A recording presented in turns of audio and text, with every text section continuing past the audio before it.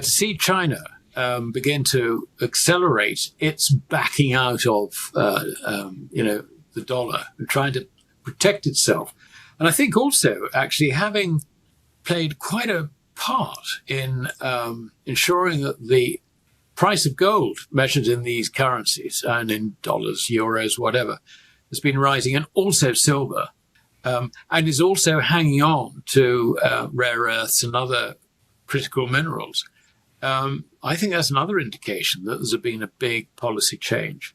So, because silver is I think, very much an indication, if you like, of the change of policy. Years of silent distortion inside the silver market are now approaching a phase where concealment is no longer possible.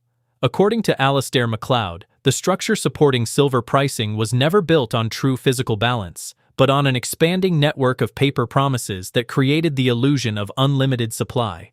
For decades, this mechanism worked because confidence remained intact and physical delivery demands stayed manageable.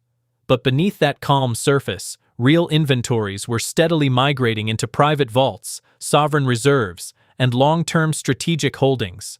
What appeared stable was, in reality, a system growing increasingly fragile from within. That internal pressure is now intensifying at the worst possible moment for financial stability.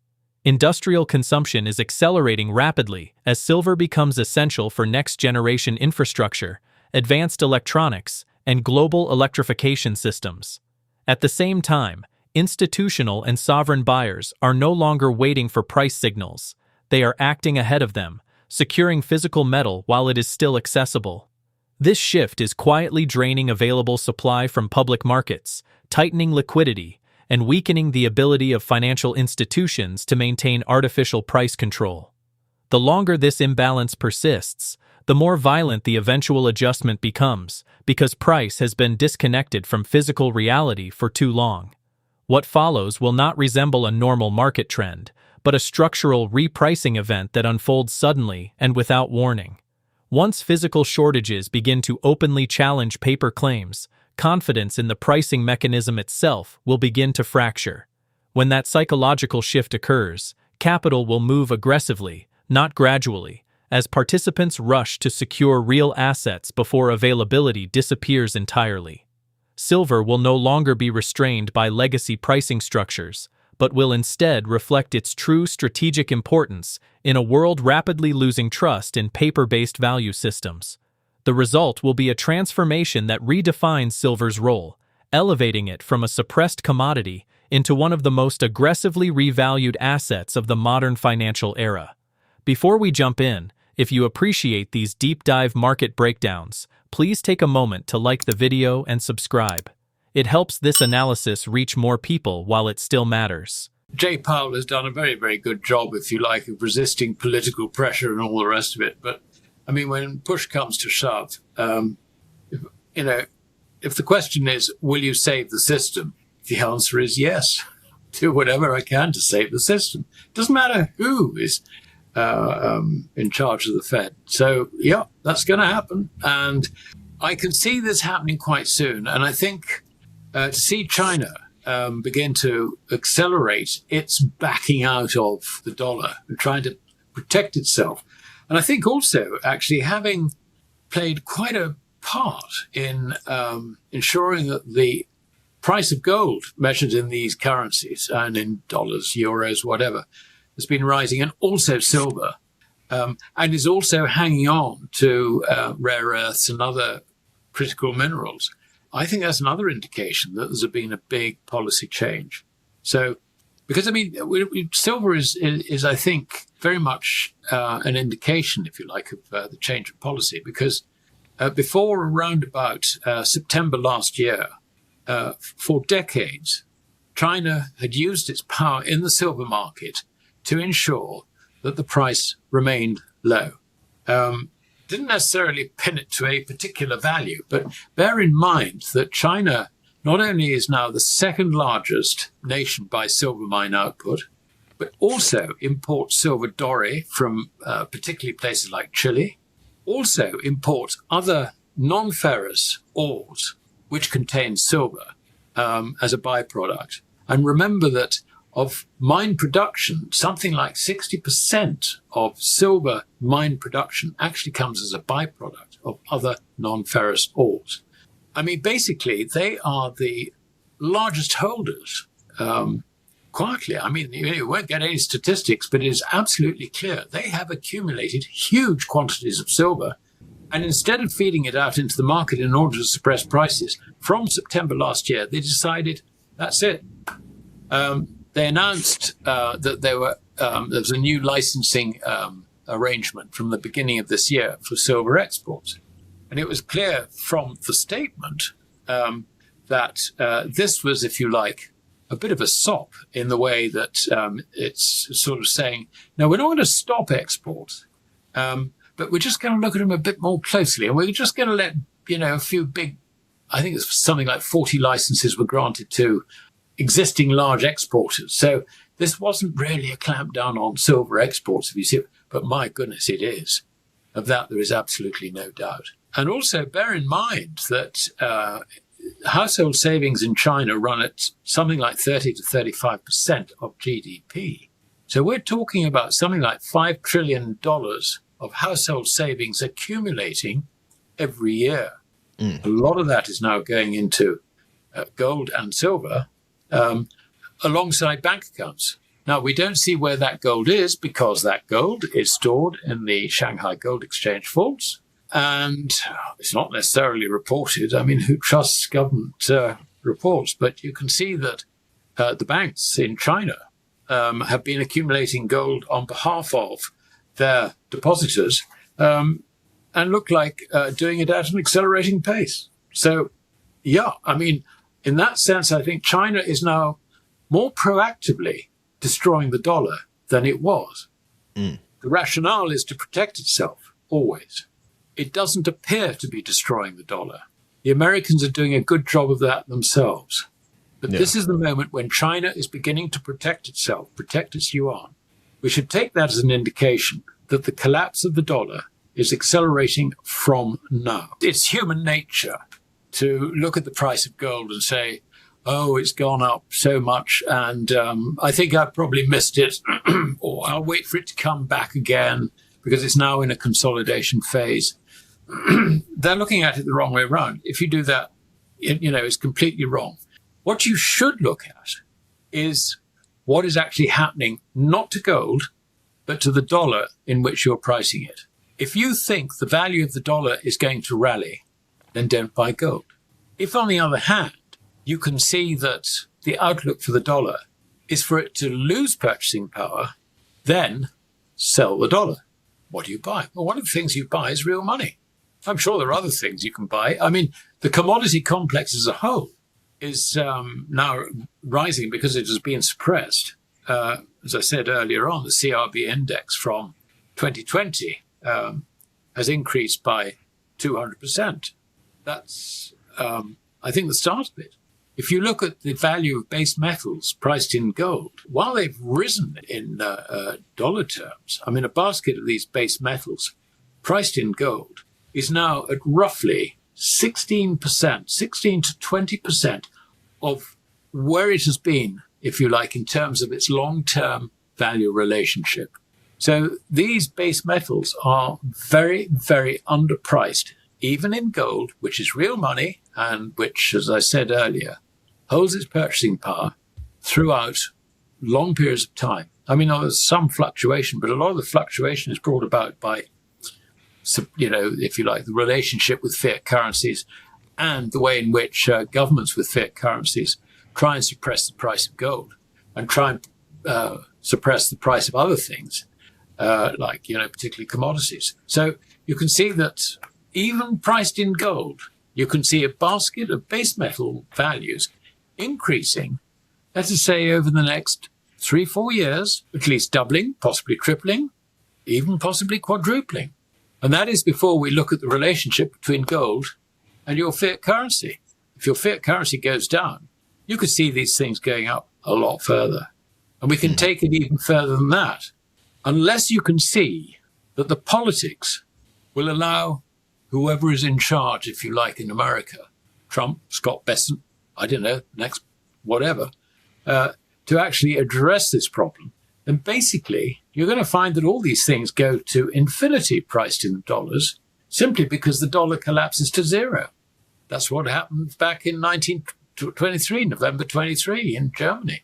And there's no reason to expect it to be any different for the whole of the fiat currency system. We had, in the 1920s, it was a European problem because you had the German Reichsmark, you had the Austrian shilling, or crown actually in those days. There was the Hungarian currency, I can't remember what it was at the time, and also there was the Russian chvernets, which all those, suffered a hyperinflation at that time. But it was a European thing.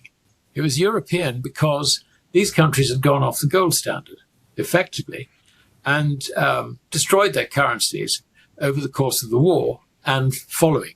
So, but this time, it's the mighty dollar, which is the standard for all the other currencies. It's the king rat of currencies. And the only ones that are going to escape are the ones who are perspicacious enough to protect their currencies by making them exchangeable, at least in terms of trade. Let's say a new Bretton Woods Mark II, if you like, tie it to the value of gold in terms of trade. They will escape that fate. And so it's ultimately going to be the West's destruction, I think, while the Asian powers continue to rise. Asian powers led by China. India's rapidly trying to acquire gold. Her citizens have got gold, but she hasn't got enough gold, if you like, to protect her currency. But there are ways in which she can deal with that. And if they want to know how to do it, I'll be very happy to advise them. For decades, BRICS nations have quietly amassed staggering gold reserves, a strategy that is now poised to reshape global markets. Alasdair Macleod explains that the gold market is at a pivotal crossroads, where every move matters. China and Russia alone control more than 4,000 tons, and any coordinated shift in their holdings could send shockwaves through the financial system. Even a partial release of these reserves would flood the market with supply, exerting immediate downward pressure on prices. Investors who have grown accustomed to steady gains may suddenly face a stark reality. The balance of power in the gold market is shifting, and history shows that such shifts can be swift and unforgiving. At the same time, geopolitical tensions are stoking a relentless demand for gold as a safe haven asset. Central banks across the globe have been net buyers for over a decade, with 2025 breaking records, according to Bloomberg data. Alasdair Macleod emphasizes that this tug-of-war between potential BRICS supply and insatiable safe haven demand is creating unprecedented volatility. The stakes are immense. As nations prepare to protect their wealth and hedge against currency risks, the gold market becomes a battleground of global financial strategy, where every decision could tip the scales and redefine the outlook for investors worldwide. We're looking at the end game for the dollar. The dollar is a fiat currency. It's not going to last very long now. So far, it's lasted, from 1971, end of Bretton Woods, to today. So we're looking at nearly 55 years. That's probably about reasonably good for a fiat currency, actually, that sort of length of time. But, it's over. It's over. I mean, the key to it is to understand that gold is money and everything else is credit. Okay, and that includes currencies. I mean, the thing that's amazing is that the economics profession doesn't actually understand this. They don't even understand how bank credit is created. They think it's sort of, I don't know, some sort of, reserve multiplier, whatever, but, which isn't. It's not that at all. I mean, that's a separate topic. I mean, the point is they don't understand what the hell is going on. Everybody in Asia does understand, and they know what's happening to the fiat currency. They're getting out of it, and the way you get out of it is to sell it for real money, which of course is gold. And you don't just look at the reserves on PBOC's balance sheet, because not all this gold goes there. In fact, I think a very small portion of it goes onto the PBOC's balance sheet. The rest of it, we know, is spread around various parts of the Chinese government, whether it's the People's Liberation Army or the youth wing of the Communist Party or whatever. It's all hidden in there. Call it some sort of huge, great wealth fund, if you like. And not only that, but increasingly individuals in Asia understand what's happening. And so they're getting out of, their own currency, in a sense, into gold and also silver. And this is creating, if you like, a bit of a crisis for Western capital markets. On top of that, when you got the BRICS Forum and you got the Shanghai Cooperation Organization and all the rest of it, there are obviously discussions, if you like, particularly in the sort of sidelines between the heads of central banks and so on, about the future role of gold for BRICS and also for the Shanghai Cooperation Organization. Now, that explains why quite a lot of countries, places like Africa, for example, are accumulating gold. They're trying to get away from holding fiat currencies, and particularly dollars. And this is why it's quite clear that the endgame, as far as the dollar is concerned, will see it collapse. And the Chinese, meanwhile, will put their yuan, their fiat yuan, onto a gold standard, so it becomes a gold substitute. I mean, the only question we don't know the answer to is how long will this process take? The fact that China is now turning around and has very publicly told its investing institutions who under license, because they have to be licensed by the PBOC to buy foreign bonds. Under license, they have been told, reduce your positions. We should listen too. President Trump has also upset Europeans with his policy towards Greenland, where he's backed off that now. I mean, that was crazy. You've also got oil. We're beginning to see oil perk up. I don't know if you noticed, but oil this morning, having been as low as 55, we're now looking, 64 and change, so $64 for WTI. I think that's probably going to go a lot higher. I think President Trump will back out of doing something against Iran. So I don't think they'll close the Straits of Hormuz, because undoubtedly, if America attacked Iran, they would close the Straits of Hormuz. And I think Goldman Sachs reckoned that the price of oil would go to $300 a barrel. I don't think that's going to happen. But you can see that with a weakening dollar, all commodity prices are rising. It's not so much that the commodity prices are rising. Mm-hmm. It's a combination of two things. Firstly, is the dollar going down? And secondly, the consequences of a fiat dollar for all these years has basically suppressed the value of commodities. So what we are seeing is the beginning of a huge shift in terms of commodity pricing. And the thing that amazes me is that very few investment analysts seem to think that inflation is no longer a main problem. They seem to think that interest rates can go lower. What are they looking for? 2 further cuts by the Fed in 2026? Come on. We're going to have commodity prices soaring. What's that going to do to inflation? It will soar, even at the consumer level.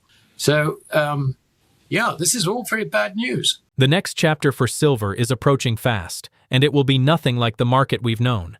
Physical shortages will push prices into uncharted territory as industrial demand, technological adoption, and strategic accumulation collide with an ever-tightening supply. Paper promises will lose all credibility, forcing investors, institutions, and nations to scramble for real metal while it still exists. Volatility will spike violently, liquidity will vanish, and the market will shift from a suppressed commodity to a critical asset that dictates global wealth and industrial strategy.